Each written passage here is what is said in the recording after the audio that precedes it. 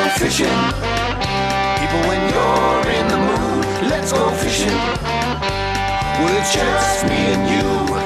Head on down to the fishing hole. Grab your hat, get your pole. Let's go fishing when you're in the mood. Canadian Sportfishing on TSN, brought to you in part by Ford Trucks, built Ford tough.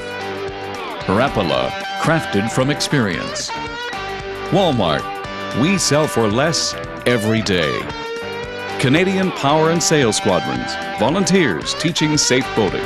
Let's go fishing whenever you're in the mood. Let's go fishing, baby, it's just me and you. Head on down to the fishing hole. You wanna grab your hat, man, get your pole. Let's go fishing when you're in the mood. What a gorgeous day to go ice fishing. We've got about -6 degrees, and with me today is Drew Walker, Texas Ranger. I'm kidding about the Texas Ranger. Drew is actually a very good fisherman. He's a chef, and the other day he forgot to bring out his cooking utensils, or he would have fried up a shore lunch for us in the middle of winter with some tasty panfish. But what we're doing today, unlike fishing some of the big lakes for humongous fish, like big walleye, lake trout, whitefish, we're on a local conservation area. And this one happens to be Valence. And you know, where our offices are in Waterdown, within about a half an hour of our offices, we've got about 4 or 5 conservation areas that has great fishing opportunities all summer long, and also in the winter time. Lots of panfish, and some of these places produce huge bass, up to 5-6 pounds, and lots of pike. So we're out here today, and we're targeting 10-inch bluegill. You're probably going, bluegill? You guys are going to fish for sunfish? You're darn right. There's lots of them here. They're fun to catch, and they're good size for eating. Now, you'll notice that this auger is really tiny. This is a 4-inch auger, and it's a Swiss bore. It's sold by Normark, and you can use it for pan fishing, but what we're going to do this morning, this is going to be our sonar hole. So we're going to do a 4-inch hole. And is this okay, Drew, if you fish just close to me? Yep, I can almost grab you if you get a big fish on. Well, there's lots of them around, so there won't be any competition. Okay. And what I'm going to do next is take a 6-inch. Some of them are 5 or 6-inch. We don't really have a big hole auger like 8 or 10-inch because we don't need it. And I'm going to make it pretty close to that first hole, maybe about 3 inches away. And I'm going to try to go down straight. The ice is about 5 to 6 inches thick, so it's plenty safe. But it's not really thick like later on in the winter. You know the ice is thick when you cut right down to where that bend is. So what both Drew and I like to do is to clean the snow away and the slush from our hole. Because when you're using light line for these panfish, you don't want the 2-pound test or 4-pound test to get wrapped up around little chunks of ice. And because it is below 0 today, this water is going to freeze real quick. So that's going to be the fishing hole. I'm just going to pump this hole clean again with the 4-inch. So there's our 2 holes. Now you'll notice that when I put these augers down, a lot of guys will like hit them in the snow or pile slush up or drill a bit. I really respect the augers. I keep my hands away from these blades because they are razor sharp, and you'll notice both these augers have replacement blades. You can see where you can put the Allen key. I much prefer that type of an auger over one where you can't remove the blades, because when these get dull, I will just replace them. And they'll last about 2 years. It's very difficult to sharpen auger blades properly. So I always lay them down so the blades don't hit the ice. I'm very, very gentle with them. So if you want to get set up there, I have to cut one more hole, Drew. Now, one thing that I hope I brought with me is my little scooper. These things are really handy. I usually have about 4 or 5, because a lot of times when you're ice fishing, you'll meet people that don't have a scooper. They just hadn't brought one with them. And their holes are like this. They're full of slush and stuff, and they can't fish properly. And if they get a fish, sometimes it hits the slush and they lose it. This little scooper is kind of ideal because it's 4-inch diameter. So even in the small hole that I've got here, you can see I can put that scooper right down. Now the trick with the scooper is not to take fast scoops. What you want to do is put the scooper in, let the slush settle on top, and then gently let the water run out chuck the thing away. So you can see these two ice holes are pretty clear. And let's find out if these holes are productive. Now you'll notice on this sonar, the Vexilar that I like to use, that I'm not marking anything right now. I'll explain to you what depth of water we're in. This is the surface of the water. It's at 0. I have the Vexilar on, and it's in between 5 and 6 feet deep. I'm on the first scale. You can see here, I'll show you how it turns on. This is the power knob, and this is the sensitivity knob. So in the power knob, I have 4 settings here. I can go to the outside scale or the inside that goes right to 120 and even deeper. So I'll put it to S1, which is the outside. So 0, and it's about 5.5 feet. This is a kind of a soft bottom. Some of you are wondering, well, why do you have all these colors underneath? That's because the sound wave is being absorbed into the mud, but there's no weeds. If I see a mark here, it's probably a fish. So just keep your eye on that screen and watch me drop this little jig down. You're going to see it drop in a moment here. There's my jig. You can see I'm going to turn my gain up, and we're going to see if there's any fish here. So there's my jig moving up and down, and hopefully I'll attract some of these big bluegills. Bluegill are a sunfish. A lot of people think they're one. Oh, there's a fish. Now watch, I'm going to try to raise them up off the bottom. You see this little orange or red band? That's a fish, and he's right on bottom. I'm going to see if I can get him to come up. Maybe I'll drop my jig down to the bottom, and come on, little fish, come and play. Yeah, I don't think they figured out I've got a bait for him down here. But because of the colder temperatures, they might be a little bit less active. Good hook set. Little guy. Oh, he fell off. It makes it easy. Now why don't you explain to the viewers what the difference is between a bluegill and a sunfish? So just so they can see, and hold it up so they can see the nice colors of it. Okay, this is a bluegill. As you can see, compared to a pumpkin seed, will have a real bright orange belly to it. Oops. He wants to go back. Too cold out here for him. But the pumpkin seeds will have a real bright orange belly. They'll have more of a bluish finish along the top of the back. And then again with the bluegills, they have that little dark ear here, and they have more of a bar going down the sides with them. But other than that, they both taste good. There we go. So these small jigs, they're called Gens bugs or fat boys. And the reason they're called Gens bugs is because they're Gens worms. Dave Gens, who's a very accomplished ice fisherman, and I've had the pleasure of fishing with in the States, designed the jigs for catching panfish. I'm going to take my time here and watch this guy go around the hole. You can see why I've moved the transducer into the other hole. Oh, I guess I won't be able, oh, I'll show you the jig anyway. So see the way this jig is hanging?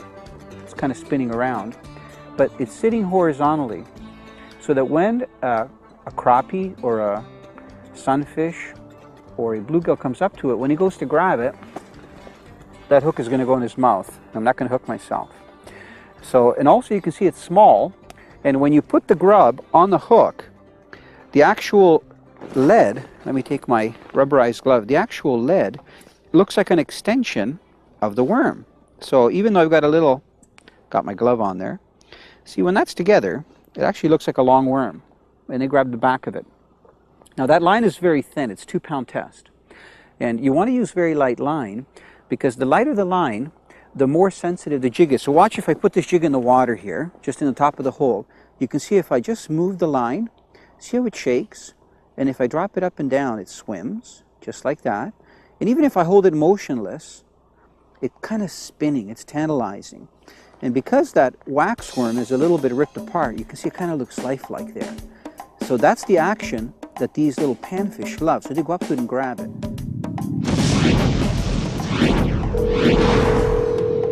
And this yellow, like massive sized perch appeared in the surface. So I was stunned by its enormous size. And then a few more people stood by the fish, and we were amazed by the size of the perch. So I knew this was a rare catch, and definitely one for the wall. For me, this was a dream come true. So that's all I can say. What do you think? I think that's fantastic. You made a perch sound like a huge whale. Well, I mean, it was because, like, like here you're fishing for a perch. You're expecting to see something between 6 to 8 inches. Oh, like, I'm not kidding. Our rod was bending like right down, and this thing was going here, going there. I'm thinking I got a good smallmouth bass, right? It's amazing you survived. Oh, I was actually stunned. I was really stunned by its size, Like, I thought, my God, I said, this can be a perch, Like, look at the size of this thing. All these people looking at this perch, looking and say, what the heck is this? That's excellent. It was big. When it comes to safe boating, you should know all of the rules when you're on the water, but you should also know what to do when you're off the water, especially when it comes to winter storage of an outboard. For example, this is a 140 horsepower 4-stroke, and what we're going to do before we put it in storage is we're going to drain the lower unit and take out the oil and replace it with fresh oil. That's going to ensure that if there's any water in there, it's going to be removed. Now, why would you want to get the water out? If there's water left in the lower unit and the engine freezes over the winter time, it can crack the actual housing. And that can be a real problem because then when you use the outboard the following year, you may not have lubricant in it, and then you can have a breakdown on the water. Now, that's one of many tips that you can find if you go to the Canadian Power and Sail Squadrons. And you can contact them directly, or you can go to our website, which is Canadian-Sportfishing.com, and you can also connect through to them. That way you'll get all of the proper rules that you need to practice on the water and tips like this, and that'll make you a safe boater. Oh, just missed one. You got one? Yeah, got one. Is it a hog? Look at that rod go. I love the action on that rod. You know what? I'm going to get one from this. Hey, nice one. That's the biggest one so far. I'm going to come over there to have a look at it. Beautiful colors. Let's just hold them now. Look at, I was just telling them how different the colors are. That guy is fat. Let's just look at his belly. You can see how thick he is. See what I mean about the brown? It's almost like you get into an olive green brown color, and those stripes aren't that prominent going down. And this is a nice healthy fish. You can see that nice flap right there. Let's see if I can lip them here. When they get, they're a good keeper size. You're going to keep a couple for eating, right? Oh, yeah. Come on. When you can lip, how's that? A hog. I'll tell you, once Canadians get onto these things, they're plentiful. They're at the lower part of the food chain. So I'm going to put them right here for you. Yeah. There. And they taste so good. And man, are they a blast? How come there aren't more people here? Drew? Most people in southern Canada don't normally target bluegill through the ice. The main reason is probably that in many lakes they're pretty small and they're tough to locate in high numbers. Bluegill spend much of their time both in the summer and winter months in shallower water, less than 10 feet deep. Drew and Italo found a healthy population of bluegill in 5 to 7 feet of water. They used a Normark auger to cut several holes. To locate their fish and catch them efficiently, they also used the popular Vexilar FL8 SLT flasher, which they set up in a separate hole right next to theirs. You know what? I think they're getting bigger. Oh, he's going by the hole. Another keeper. Yeah, it's interesting how some have more stripes than others. Yeah. This guy's got nice bars. He's a little darker. I know on Sunday I saw some. Well, your daughter got one that was almost black. Yeah. Yeah, really, really dark. Maybe it's where they come from. Depth of water or mud bottom. I think I'm going to need another grub on there in a moment. There's another keeper. That's 3. Look at 3 whoppers there. Now, I was talking just a couple seconds ago, and I'm going to put my jig in the water so it doesn't freeze, but not down, about walking on slippery ice. You see right here where this clear ice is? If the whole lake is like that, it can be so treacherous when you walk, especially if you have a thaw where you get a little bit of water on top. It's like cellophane. So most boots have treads on them, and I'm wearing really good boots. These are Baffin boots, and they're made, I think, in southern Ontario. They're rated for temperatures of -100 Fahrenheit. And I know that several different companies make boots like this. They have a lot of air pockets, but what I've done here, I've gone to my local store and I bought hex screws. This was a tip that was given to me by Bill Selby, who's a real steelheader, and I've known him for about 25 years. And what I've done is, these things are 10 cents each. I got 1/4-inch hex screws, and Bill said, he showed me the bottom of his boots, and he had about 15 on each one. I think I've got about 10 or 11 on here. And I put them in the high contact area, so the heel area, where we put weight when we step down, and then when we go to lift our foot, in this area here. So I didn't really put any up here.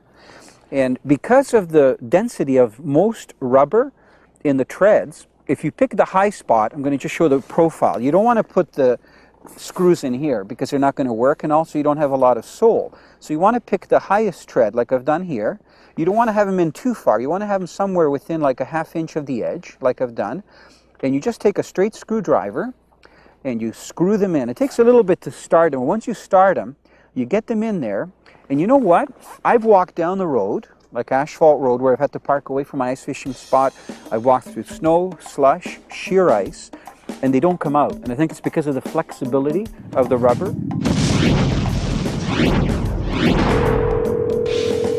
Jumped right away. I set the hook. I fought it for about 5 minutes and I brought it in on land. And I went and I showed my dad because right in the middle of the stream there's an island that split it. And he was on the other side and I went and showed him and he was all surprised and took pictures, and that's pretty much it. Because of using different rods for different little jigs and light line and so on, it's kind of hard. What do you do with these really sensitive light rods? I'm going to move out of here and I'm going to show you. Look at this. I showed people about a couple years ago this system that I made, and they wanted to know if I had plans for it. Look at this. I'm just going to pop this out because I've got it shoved in there pretty good. How do you like this for a rod rack? All I've done here is taken golf tubes that are like worth $1 each. I've cut one end and I made a slot if I want to put the reels in further. I've taken a piece of PVC piping. You can see here, for those of you that are plumbers, maybe you know what that is. Inch, inch and a half. I've put caps on top. It's 1.25 inches. Look at that. 1.25 inches was close. Caps on top. And I took a little hacksaw, I took a drill, and I cut these slots. They don't have to be round. I shoved the tube through. And then what I did, if you look here, I've got elbows. They're 90 degrees elbows that I've kind of ripped apart and customized. And you can see here, all I have to do is take the elastic off and I can pull the rod out. It's protected. But see, if I put it into these 90-degree elbows, I just push that in there and it stays in there nicely. So whenever I want to change rods, I've got it with me right there. So you can see that one tube's empty. That's the rod that I'm using. Really smart if you're serious about your ice fishing. And I also customized this trap by buying one of these seats. You can go to Walmart. They sell these. This is plastic. Folds down. The whole bench slides back and forth. And it swivels. It's really smart for your back. And I've got a couple of trays in here, so I can put my fish in here when I'm done. I'm not going to get the vehicle smelly. And I've got a fish pulling my rod in the water. How do you like that technique? And it's a keeper. Yeah, mine's bigger than yours. Oh, you got a nice one. Got a big one. Well, this is kind of funny. We're telling them how difficult these fish are to catch. Let's compare. Let's do a... Let me see if I can get the hook out here without ripping it apart. That is a whopper. Look at this. Yeah, I'm going to let mine go. I feel really bad now. Okay, let's see if you can... Let me just to show them here. Thank you for letting me hold your fish. No problem. Now that is a nice bluegill. The one right here, not this one. This is a little guy. So we're going to let this little guy go. He must have fought hard. So I'm going to toss it to you. You ready? Yep. Flying bluegill. You know, if you want to catch the right fish, you got to have the right bait. Look at these beauties. You're probably saying, where can I get those maggots? These are prime maggots, and I think they're from blowflies. I'm here in Tall Tail Bait and Tackle, and I've got Pat Kirby, who's the owner.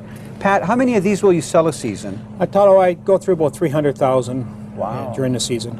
And are these grown here in Ontario? No, they're from Alberta. Oh, okay. So they're special maggots. Are they blowfly? Do we know what species? Blue bottle flies. Blue bottle flies. Now, this looks like a nice hors d'oeuvre tray. These are our waxworm selection for the day. Now, look at the size. This is a whopper waxworm here. If I can get them out, there's a couple of them here. These are great bait. Now, when did you start selling the waxworms? Started about 4 years ago when I first opened the store. I felt that that was something that was lacking in the ice fishing and fishing in general business. So we decided to bring in the critter bait, and it's gone very, very well for us. I don't know of any other place that sells the variety you have. Now, let me show you the jigs that you need to use if you want to catch lots of panfish, especially bluegill, crappie, big perch. To fish those grubs properly, you should have a jig that has a horizontal presentation. And this is what I was talking about on the ice. These are called the Gensworm. And you can see that when you put the line through the eyelet, the hook sits horizontally. Now, these are called the Gensworm. This one is called a Fat Boy. And you can see it's more of a flat configuration. But both of them are designed to sit horizontally on the line. Now, Pat has a great selection of all the accessories you need. If you look over here, he's got special jigs that I haven't seen anywhere in Canada. These are called marmuszka. And I think they're made in Poland, but they're very common in Poland, in Sweden, in Finland. And this is what the guys use when they got to use a very subtle presentation. And they'll take the smallest marmuszka right here and put one maggot on it. And they'll fish it very slowly when fish are inactive, and they'll get those fish to hit. And you can see that these also sit horizontally.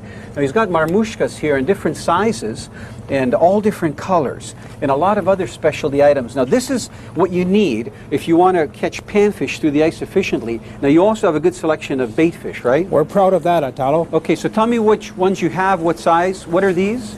These are all emerald shiners. This is what is known as a pinhead shiner. Right.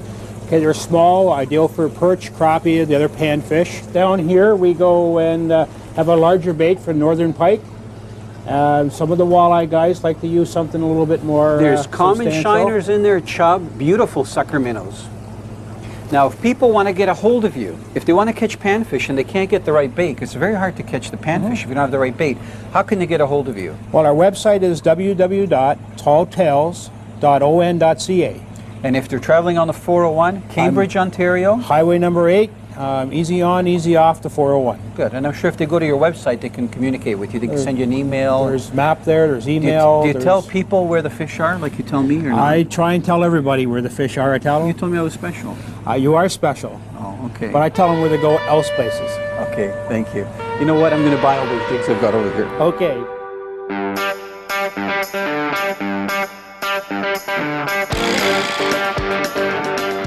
Canadian Sportfishing on TSN has been brought to you in part by Ford Trucks, built Ford Tough.